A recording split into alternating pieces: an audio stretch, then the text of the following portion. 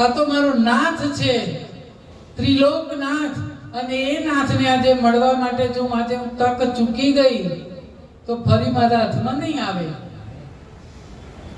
એટલે યમુનાજીએ ડાબા પડખાથી બહાર હાથ કાઢ્યો છે અને ટોપલાને આમ કરીને હાથ માર્યો અને લાલો ઉછળ્યો છે, ઉછળીને જમણા હાથમાં આવ્યો અને યમુના મહારાણીએ ઝીલી લીધો.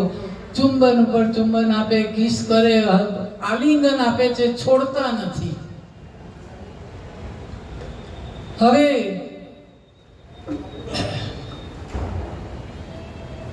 એ વખતે લાલાને એમ થાય કે ભલે તમે મને આટલું ચુંબન આપો, તમને આટલું વાલ છે, પણ જો અહીંયા થતા થતા હમણાં સવાર પડી જશે તો મારા પિતાજી પાછું મને મૂકીને પાછું આવવાનું છે. એટલે ભગવાને કહ્યું કે માં કહેતા હતા એ અમને આજે મને છોડી દો. પણ હું તમને કેમ છોડી શકું?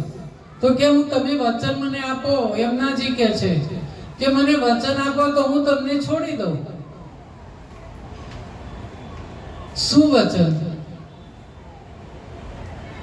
કે જ્યારે જ્યારે તમે ગોકુળમાં તમે કોઈ પણ લીલા કરો ને તો મારા યમુનાજીના તટ ઉપર આવીને કરજો. એટલે બધી જ લીલા તમે જો, રાસ પણ ત્યાં થયો, ગોપીઓના ચીર ચોર્યા છે તે પણ યમુના કિનારે, મોરલીનો સૂર છેડે છે તો પણ યમુના કિનારે, અને યમુના જળમાં કૂદી અને નાગ દમન કરે છે તે પણ, ગેડી દડો રમે તો પણ યમુના કિનારે, અને મહી માખણ લૂંટીને ગોવાળમાં બધાને ભેગા કરીને જ્યાં માખણ લૂંટાવીને પણ તે પણ યમુના કિનારે. ભગવાને કહ્યું વચન આપું છું બધું જ હું અહીંયા જ કરીશ. અને ત્યારે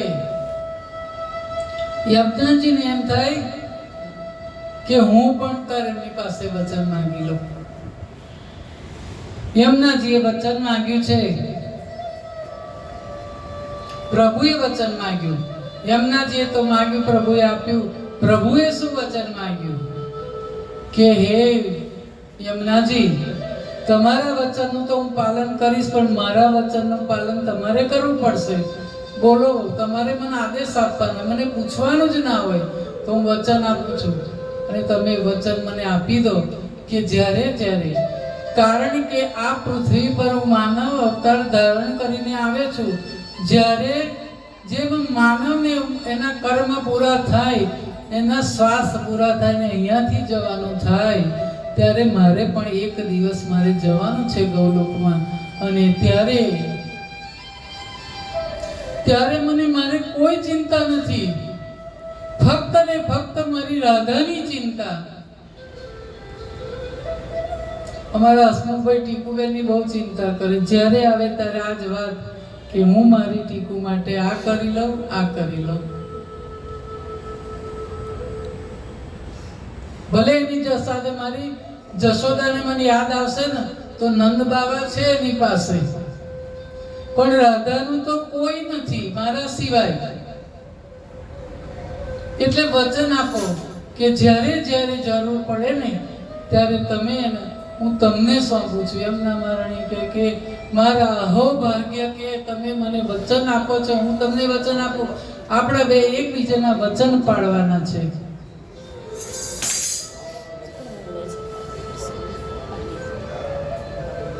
અને હે યમુને, વિયોગના એક કાળમાં એક માત્ર તમારા ભરોસે છોડીને જવાનો છું. જીવનભર તમે જ એનું આશ્રય સ્થાન અને આધાર સ્થાન છો. ગદગદ કંઠે યમુનાજી બોલ્યા છે, પ્રભુ મારું એવું અહોભાગ્ય કેવું કે કૃષ્ણ અવતારમાં હું આપને કામ આવી છું. તમે રાધાની કોઈ ચિંતા ના કરશો. અને આ રીતે કળિયુગની કરી કલ્પના, ચિંતિત છે અવિનાશ. રાધા ભક્તિનો વધે મહિમા, એ જ અભિલાષ. પટરાણી નારદ ઉરે, પ્રગટ્યો હર્ષો ઉલ્લાસ. યમુનાજી અરુનાથનો અદ્ભુત પ્રેમ વિશ્વાસ. ભગવાને આ અવતારની અવધિમાં ક્યારે પણ કોઈને નહોતું કહ્યું એવું ગૂઢ રહસ્ય દેવર્ષિ નારદજીની ઉપસ્થિતિમાં રૂક્ષ્મણીને કહ્યું છે કે આ રીતે અમે રાધા કોણ છે અમે તમને સમજાવવા માંગીએ છીએ. ત્યારે